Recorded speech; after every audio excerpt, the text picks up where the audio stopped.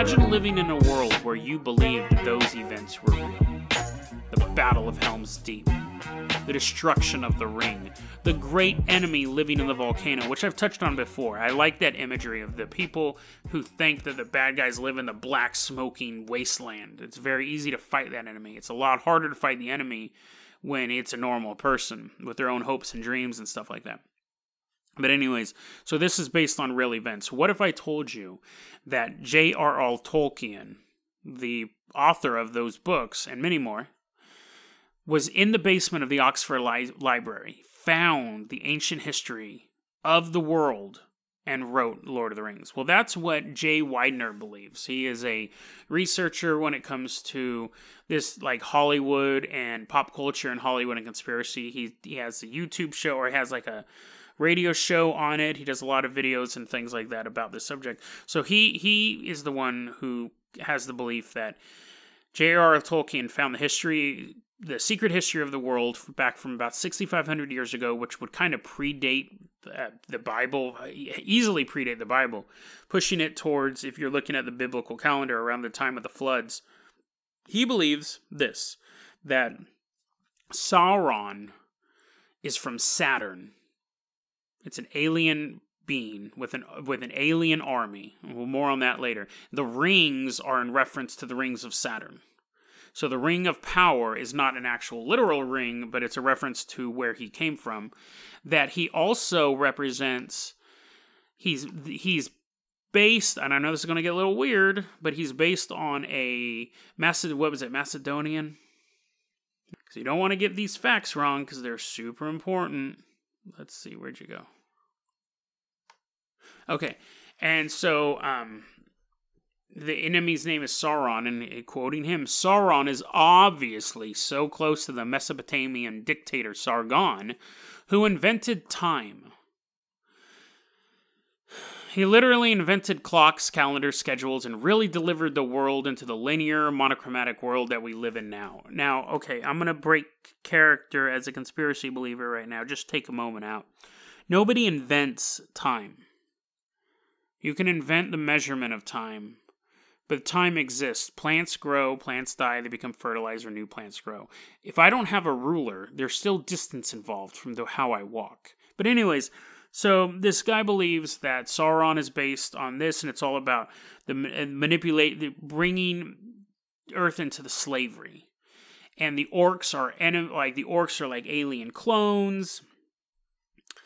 And I keep saying the Hobbits are from Ireland because I think for some reason that's the funniest visual. Like, the Irish people already have bad enough reputations as is, but now you want them to be like the wimpiest of all mythological creatures, and the furriest and the fattest of all of them. What's interesting about this guy is that he starts off with a relatively interesting concept, and then he realizes he doesn't have enough to write a 8,000 word article, which is what this is roughly.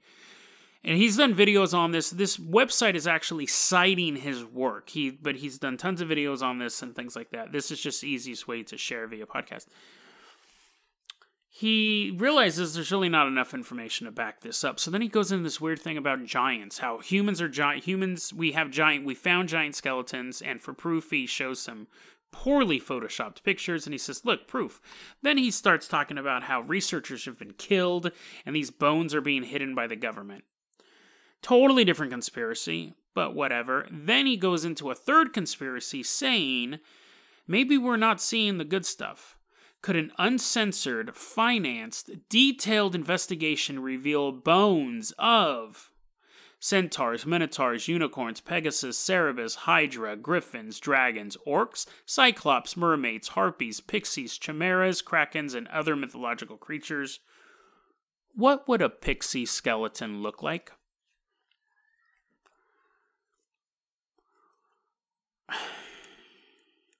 But we're not done, because then he goes from this idea that the government is hiding harpy skeletons from us to the fact that the Great Flood, from biblical times, mind you, was not to wipe away the sinners of the world, but to destroy...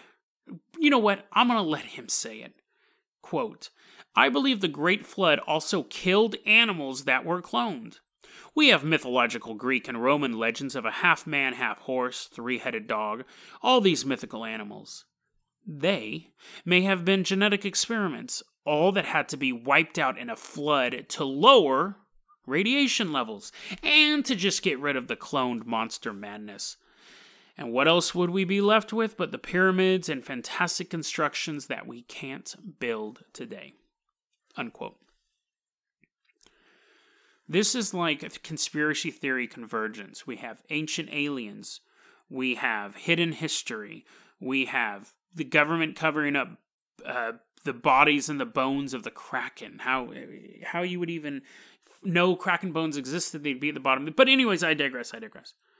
This is like conspiracy theory convergence, and he's just kind of reaching and grabbing and throwing all of this stuff in. This guy has a big following. Not a huge following, but people listen to this. It reinforces their worldview. Hidden history is one of those things I find it completely fascinating. I don't think we know everything about the world. I think the historical texts we have are lacking, greatly lacking. But I don't think they were cloning monsters. I don't think that a guy came down and invented time, and he's like, oh, now I will control you if, unless you can destroy the rings, and it was, some power ship that he had from Saturn and so on and so forth. But this guy believes it. Now, I think it's pretty obvious. I don't believe a word of this. I don't believe an absolute word of this. But people do, and you can sell anything nowadays. So, of course, Tolkien is dead. He keeps referencing these letters, like Tolkien would get mad when people said it was just an analogy, and show us the letters. Show, you're throwing out there, I get you don't have evidence that, a giant minotaur was beating up an Irishman, and, their bones are, someone found the minotaur bones and got rid of them, and then the Irish were like, let's just prop this skeleton up and put a beer in his hand. I get that you don't have those photos, but you should have copies of those letters. And you don't. But I don't know why I'm still like a little surprised when people believe stuff that doesn't have a ton of evidence. I want to do an episode on how to create a conspiracy theory, and that's part of it. Create a conspiracy, and the first thing you have to do is to have as little evidence as possible. And I'll actually, I think I might do that for my next episode, because I've been throwing that around a bit. I think that's very interesting. He picked a time period that's so far back, you can't find any record for it anyways. But he messed up by saying Tolkien talked about it in letters, but can't. If he could show me letters where Tolkien was like, no, this is based on true events. I've been to the basement in Oxford. Totally different story. Show us the letters. He doesn't have letters. So if he doesn't have those letters... That was a clip from our daily podcast, Dead Rabbit Radio. Dead Rabbit Radio is available on YouTube or anywhere that you listen to podcasts. It's daily paranormal, conspiracy, and true crime news. If you want to hear the full episode that this clip came from, check the link below. Please like and subscribe. And hit that little bell, too. That does some magical stuff. Thanks, guys.